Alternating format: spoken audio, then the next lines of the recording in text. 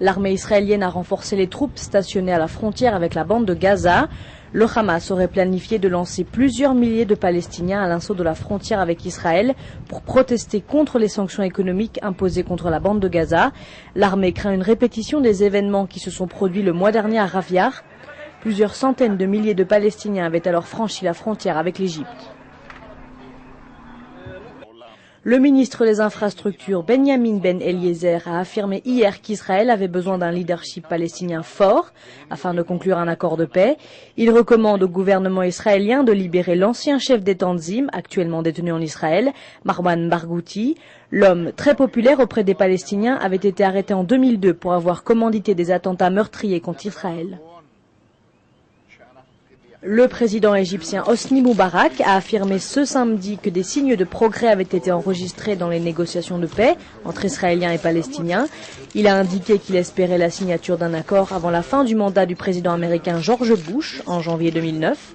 L'Égypte a rajouté vouloir œuvrer à la réouverture du point de frontière avec la bande de Gaza, à Rafah, afin d'alléger le blocus israélien contre le territoire sous contrôle du Hamas. Si l'ennemi ne se soumet pas à nos demandes, les enlèvements continueront. Affirmation menaçante du responsable du Hamas, Osama El-Zaini. Il est en charge du dossier Gilad Shalit. Les négociations pour un éventuel échange de prisonniers sont actuellement toujours au point mort, en raison des différends entre les deux parties concernant la liste de prisonniers dont le Hamas demande la libération. Même si le budget de l'État n'est autorisé d'augmenter que d'un maximum de 1,7% par an, certains ministères enregistrent malgré tout une hausse de budget particulièrement impressionnante.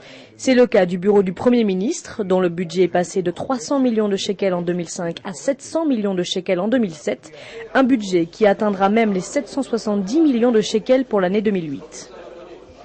Merci à vous qui avez choisi InfoLive TV et bonne journée. Découvrez en avant-première le nouveau service d'InfoLive TV. Recevez gratuitement chaque jour, en vidéo, les informations d'Israël et du Proche-Orient sur votre mobile.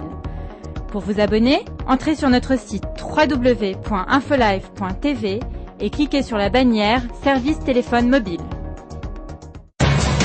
Aujourd'hui, le monde entier parle d'Israël. Mais qui parle d'Israël au monde entier, en temps réel, en 4 langues et en direct de Jérusalem? Infolive.tv, la première chaîne de télévision internationale israélienne.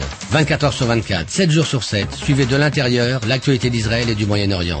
Des reportages, des interviews, un grand journal et des flash infos en images dès que l'actualité l'exige. Infolive.tv, votre regard direct et vrai sur l'actualité d'Israël. Retrouvez InfoLive sur internet www.infolive.tv.